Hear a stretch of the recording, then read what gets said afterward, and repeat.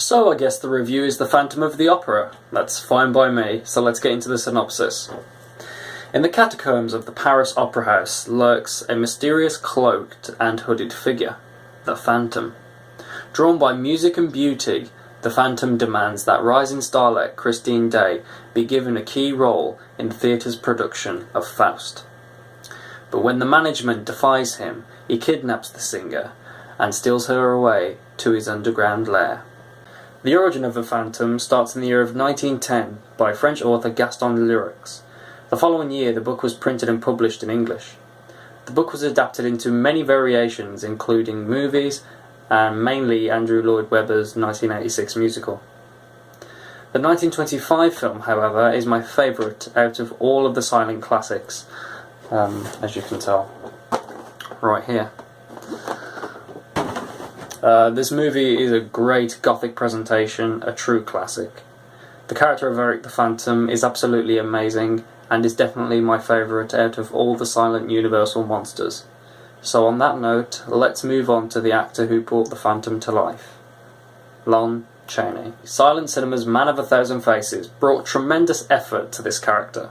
In fact, when director Rupert Gilliam was handed the script, he said, "Lon Chaney, or this can't be done." Chaney himself did a little directing, especially for the famous Unmasking Scene. He is left uncredited. Supporting cast member Mary Filburn had no idea what Chaney looked like underneath the hat and mask, so her reaction when his true identity is revealed was genuine. It was said that she actually fainted on set. Whether this is true or not, I cannot confirm. The Unmasking Scene itself has become a staple in the horror genre. It is often quoted as the first ever horror movie jump scare. And I do believe that to be true, because you cannot get that. I'm literally lost for words on that scene. It is the best unmasking scene of any movie, and I don't care what anybody says. It's the best unmasking scene in any movie, in my opinion. However, what many people might not realise is that there are in fact two slightly different variants of this scene. There is the common version, which is known as the Eastman Print, and that is the version that most people have seen, and it has been featured on all the VHS tapes, DVDs, Blu-rays, etc. However, the second variant is slightly different because it is shot at two different angles. Here you go.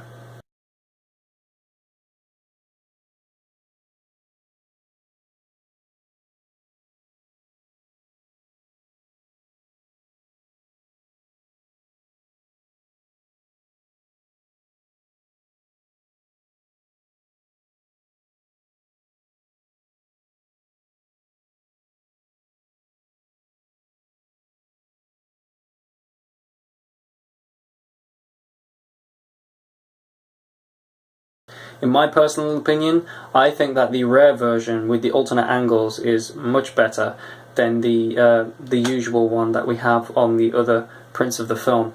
It's just the expression on Chaney's face that makes it far more creepy, and the close-ups as well of Chaney's expressions. They're just far more creepy than the ones that we got. So the rare version is the better unmasking scene, in my opinion. Everybody knows that Lon Chaney did his own makeup for pretty much most of his acting career, but The Phantom is his best work next to Quasimodo from the 1923 movie The Hunchback of Notre Dame. For The Phantom, Chaney wanted his face to resemble a skull, so to do so he used thin fish wire to pull his nose up to resemble a no-nose effect.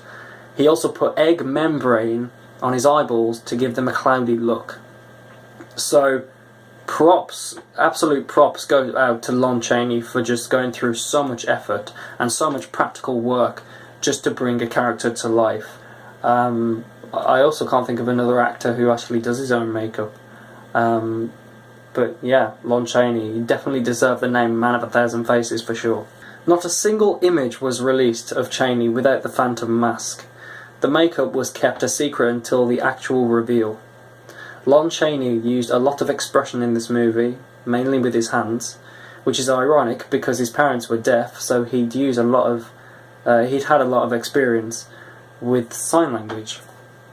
Aside from that though, you can really feel what the character is going through by his facial expressions, even under all that grotesque makeup.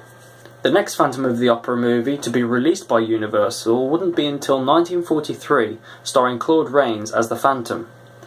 Like I've said previously, this story and this character has had so many faithful adaptations, but still remains as iconic as ever. So on that note, I'm going to move on to my memorable and favourite scenes.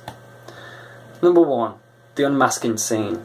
I'm going to include both takes, because in my mind they are both iconic as each other. It doesn't matter which version you see, you know exactly what film it's from, and they're still iconic as each other, so both takes. Second favourite would have to be the entire colour sequence. I love that sequence. It was originally recorded, or filmed I should say, in black and white, but then someone found a coloured print and obviously restored it and everything, so then many of the releases of that scene were shot in colour. So I think it's very fascinating to see a silent movie from that era to be in colour, obviously with no sound, but in colour. I think that's really, really good. So obviously it may not have sound, but it's got colour, so that's really, really good. The entire colour sequence is just amazing. The colours are so vibrant. My final favourite scene from the movie is the end scene where the Paris townfolk are chasing Eric around the streets. Lon Chaney has fantastic body language in this scene, and I know I've said that a lot, but come on, it's Lon Chaney, he always had good body language. But in this scene, it's absolutely incredible. He comes to a halt as the townspeople are chasing him. He turns to the audience and reaches for his jacket pocket. We presume that he's pulled out a weapon of some sort. He then turns to the crowd of people and makes them stop, pointing at his hand, indicating that he will attack them with this supposed weapon. Chaney then turns back to the audience and opens his hand slowly, revealing nothing. The townsfolk then grab a hold of Eric and throw him in the river. End of movie. So I think that is my second favourite scene in the movie, or it could be my first. I'll have to sleep on that, but I love that scene so much. It's just incredible acting. So I'm going to finish with this. Much like Nosferatu, The Phantom of the Opera is a timeless classic. It is my favourite out of the entire silent horror era, and for that reason, The Phantom of the Opera from 1925 gets a solid 5 out of 5. True classic. I must mention, I do have the DVD here. Surprisingly, this version does not have the colour tinting. It does not have the colour sequence. So I don't know when I'm there. It was released by Stax Entertainment. So yeah, it doesn't have the colour sequence, which is a bit of a letdown. But I was hunting down a copy of the 1925 film for years, and I just grabbed it. The cover's not all the best, but there you are. It's just like really bad photoshopped type thing, but there we go. Okay, so that's the end of the review. Thank you for watching. If you'd like to know more about The Phantom of the Opera, definitely do check out Cinemassacre's review on, or brief review of The Phantom of the Opera. James Rolfe is an excellent guy with films, and I'll put the link in the description there. So if you'd like to know more about the film, go check it out. Thanks guys for watching this review of The Phantom of the Opera, and on that note I shall bid you farewell. Take it easy. Take care.